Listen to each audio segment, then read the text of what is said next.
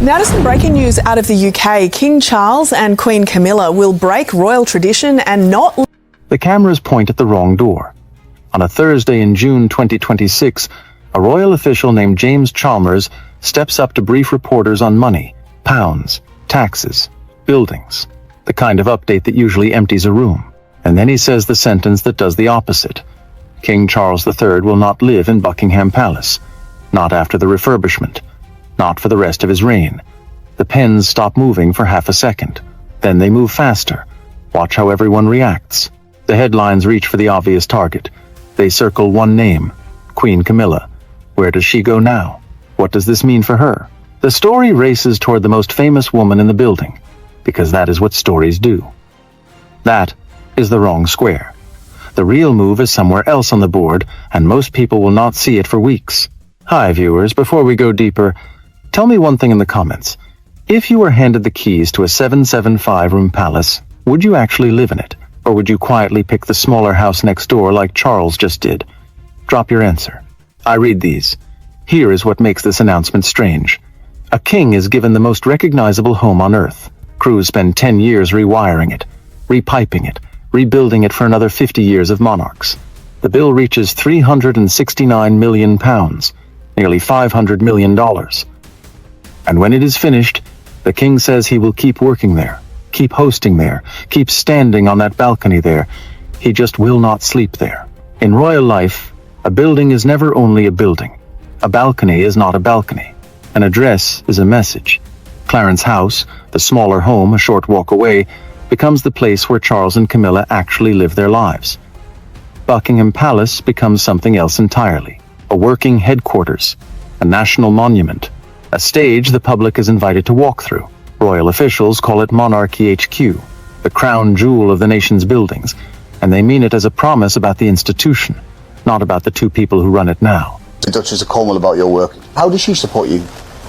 In every way. Yeah, in every way. Just by being there and being wonderfully, encouraging and supportive. Which of course is what he's like, as I'm sure you know. Yeah, I do know. So the question worth asking is not where the king sleeps. The question is what he is separating from himself, and why now? Because when a monarch draws a line between the private home where his marriage lives and the public machine the crown runs from, he is doing more than choosing comfort. He is sorting what belongs to him from what belongs to the throne. And anything that belongs to the throne does not stay with one reign, it passes to the next. The palace did not have to say a word about Queen Camilla's future. The address said it first.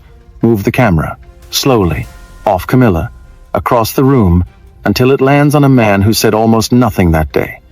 William, Prince of Wales. He released his tax details the same Thursday, quietly, in the same breath as his father. No drama, no balcony, just a future king showing the public his numbers and stepping back. And that small, deliberate move is the one worth studying, because the obvious reading of this whole story is backward. Most people see a story about Camilla and a palace. The deeper story is about the reign that has not started yet. William is not king.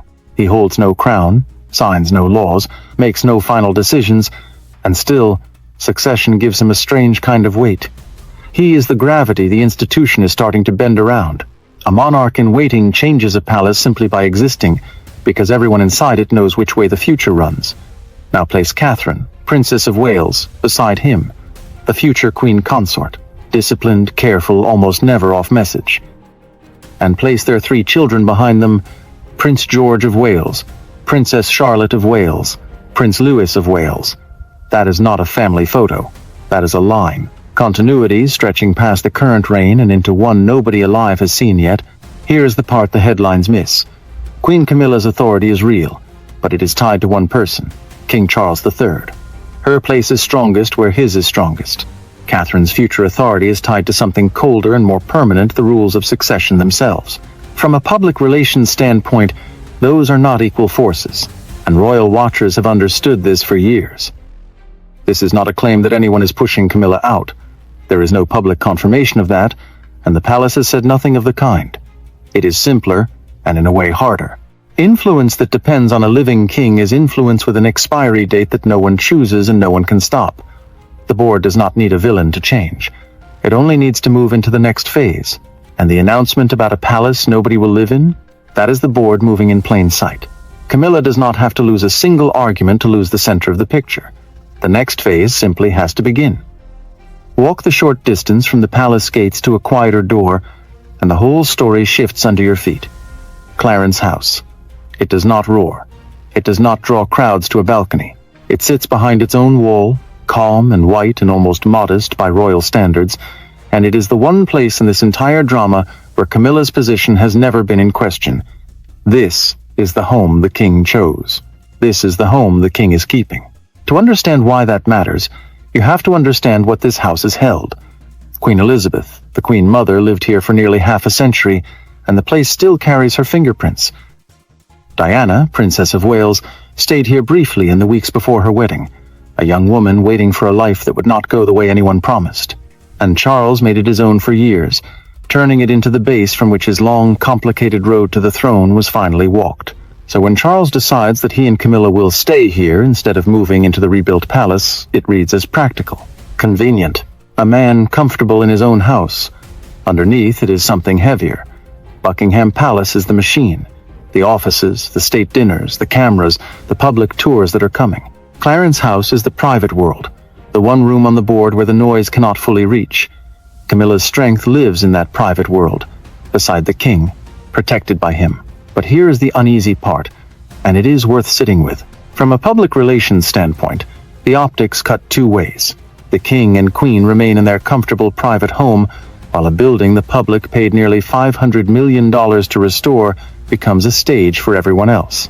Oh God, I hate this. Oh look, it's going everywhere. Is anybody got wrong? Supporters will call that generous, the monarchy opening its grandest house to the nation.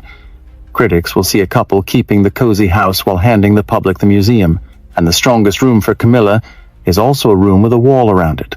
Inside that wall, she is safe. The future, though, is being built on the other side of it. £369 million. Say it slowly, because that number is about to do something to this story.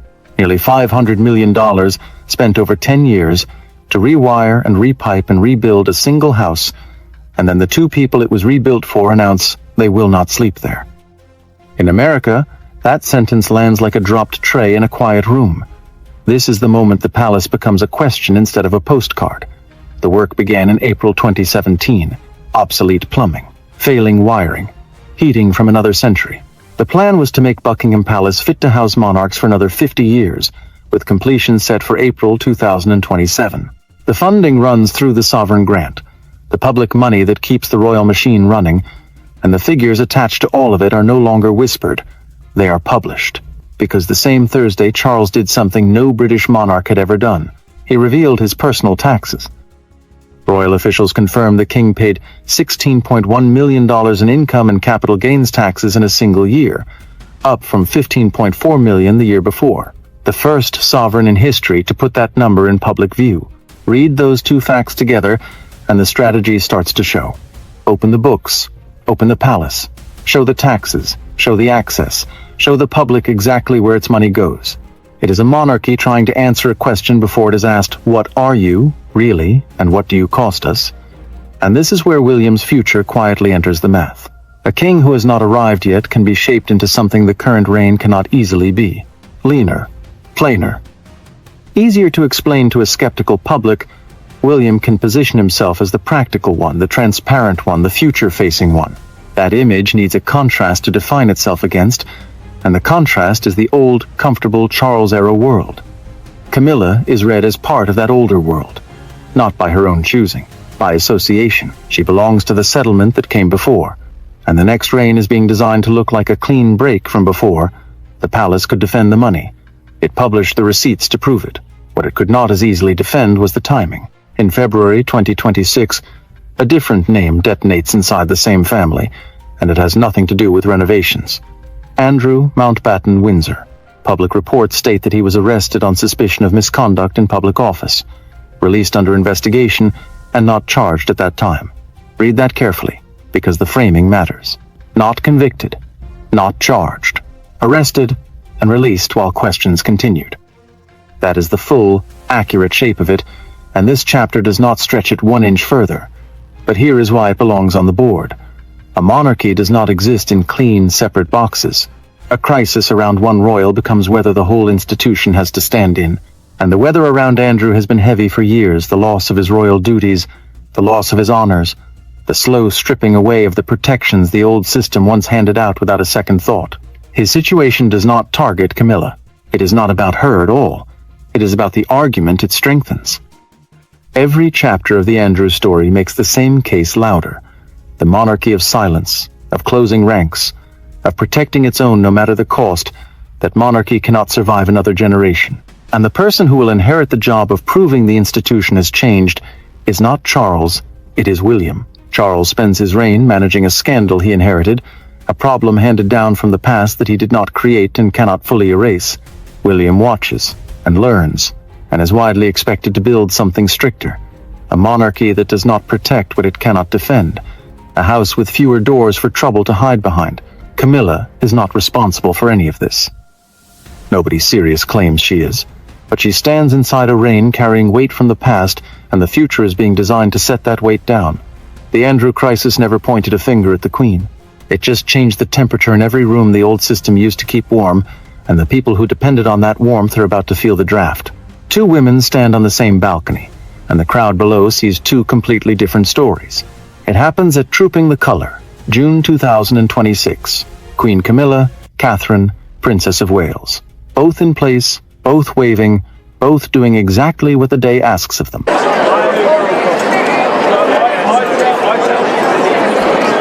And yet the comments, the clips, the endless online chatter pull them apart almost instantly, sorting them into two camps as if a contest were underway. Here is the honest part, and it has to be said plainly. There is no public confirmation of a personal feud between Queen Camilla and Catherine, Princess of Wales. None.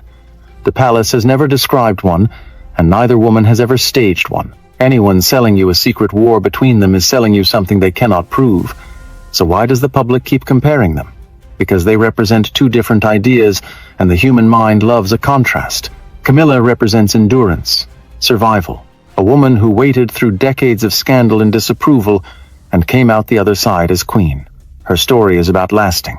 Catherine represents something else, continuity, discipline, 3 children, a future stretching forward instead of a past that had to be survived. The palace does not have to pick between those two ideas out loud. Succession picks quietly, on its own schedule, with no announcement required. When William becomes king, Catherine's role rises by the simple operation of the rules. Queen consort, center of the picture. And as her place naturally grows, the space at the center that Camilla holds today naturally shifts. Royal watchers have understood this arithmetic for years, and from a public relations standpoint, it is not cruelty, it is calendar. That is what makes the comparison ache a little. Nobody has to be the villain. No one has to throw a punch. The change happens because time only moves one direction, and thrones only pass one way. Camilla's hardest challenge was never going to be Catherine's ambition. It was always going to be Catherine's turn, and the question of what the crowd remembers when it finally arrives. A flower wall, a sea of cards, a grief that refused to follow any schedule the palace set. Nearly 30 years on, the public still reaches for one name whenever this family's story turns to Camilla, and that name belongs to a woman who is gone. Diana, Princess of Wales. The people's princess. The ghost in the room that no announcement, no coronation, no carefully managed photo has ever fully cleared. Charles and Camilla won the official chapter. There is no debate about that. Marriage. A coronation. Years of public duty performed side by side. The institution moved on, settled the question, gave Camilla her crown and her title and her place. On paper, the matter is closed. But public memory does not read the paper. It keeps its own records, and royal biographers have long debated how much of the public ever truly let the old story go. For one part of the audience, Camilla is the queen, full stop. For another part, she is still read through a loss that happened in a Paris tunnel in 1997, a pain that the institution declared finished, but that the public never put to a vote. And here is where William changes the weight of all of it. He is Diana's son, the future king. He carries his mother's memory in a way no ceremony can hand off or take back. When the public looks at him, it sees her.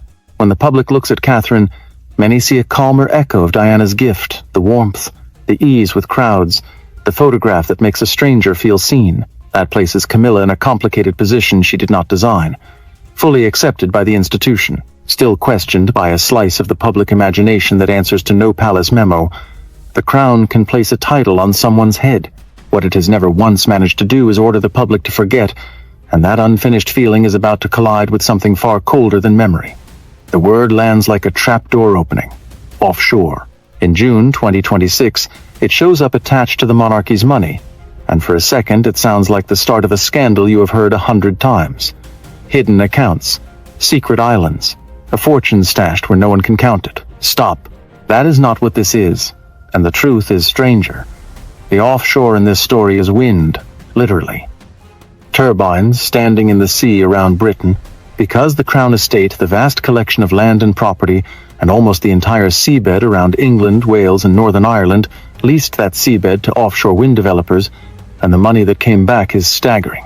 Reports put the Crown Estate's profit at roughly £1.2 billion in a single year, with offshore wind driving the bulk of it. Now follow where that money goes, because this is the twist.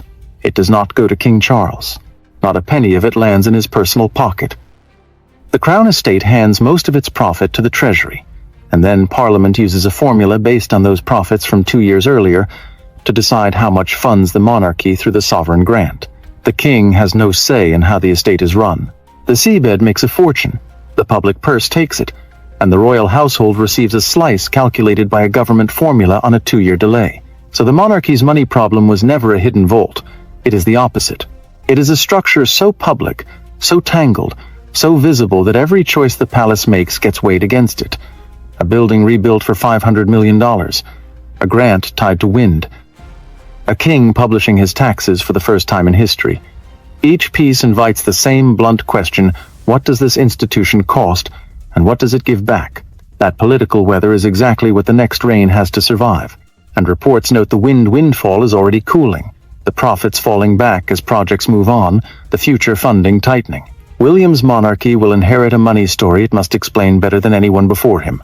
Leaner, cleaner, easier to defend at a kitchen table, and the comfortable old arrangements, the ones tied to Charles's era, will be the hardest part to carry forward. The twist was never buried in a private account on some far-off island.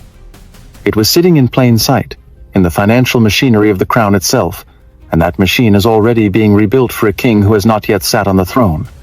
He has no crown, no throne, no final say, and the entire institution is already rearranging itself around him. That is the position of William, Prince of Wales, in the summer of 2026, and it is the strongest move on the whole board, precisely because it requires him to do almost nothing. Succession is not just a line in a law book. It is a force inside every palace room, a quiet pressure everyone feels and no one has to mention. Charles is king. William is the operating model the institution is starting to build toward. And the model is taking a recognizable shape. Royal watchers widely expect William's monarchy to run smaller, stricter, more disciplined, more controlled, more careful with its image and its money. A crown with fewer people, fewer scandals, and far less patience for the kind of slow, protective silence that defined earlier eras. Every recent signal points the same direction the palace turned into a public access monument. The taxes laid bare, the funding explained, the distance kept from old trouble. Look at who fits that future cleanly. Princess Anne, the Princess Royal, the hardest working figure in the family, all duty and no drama. Prince Edward, Duke of Edinburgh, and Sophie, Duchess of Edinburgh, steady and quiet and useful. They match a service model that William is expected to favor: heads down, work done, no headlines. Then look at who complicates it. Andrew Mountbatten Windsor, whose reported legal crisis makes the case for a stricter house every time it returns. Prince Harry, Duke of Sussex, and Meghan, Duchess of Sussex, who walked away and then spoke openly, changing how millions of people view palace secrecy forever. They are not part of the working machine anymore, but they remain part of the reputational battlefield William will rule over. Place Camilla on that same board one more time. Her influence is real, and it is genuine, and it is anchored to the living king who loves her. But anchored influence does not automatically cross into the next reign. The board is already tilting toward William, Catherine, and 3 children whose whole lives point forward. The monarchy still speaks today in Charles's voice. But listen closely. and you can already hear it learning to speak in William's, and the moment that voice fully takes over, everything held in place by the old one will have to find new footing. She is queen. She will stay queen for as long as the king reigns. And that is exactly where the real story finally comes into focus. Let it be said cleanly, the way it has been said all along. This was never the story of Queen Camilla being removed, pushed out, or punished. No one announced her exit. No one staged her defeat. She remains respected, visible, and protected at King Charles III's side, and during his reign, that position is secure. Anyone who told you otherwise was reaching for drama the facts do not support. The truth is quieter, and somehow it cuts deeper. It is the story of influence narrowing as succession moves forward, of a center of gravity shifting slowly and lawfully from one generation to the next. Camilla's power was built on the strongest possible foundation, the loyalty of a living king. But that foundation belongs to one reign. It does not transfer. It was never meant to. The future monarchy belongs, by structure and by law, to William, Catherine, and their children Prince George of Wales, Princess Charlotte of Wales, Prince Louis of Wales. That is not opinion. That is the line of succession doing the only thing it has ever done. And this is why a dull announcement about a palace nobody will live in turned out to matter so much. It drew a line between two worlds. Clarence House, the private home, the place where Charles and Camilla's long story finally won, and Buckingham Palace, the public machine, the national stage, the headquarters being prepared for whoever comes next.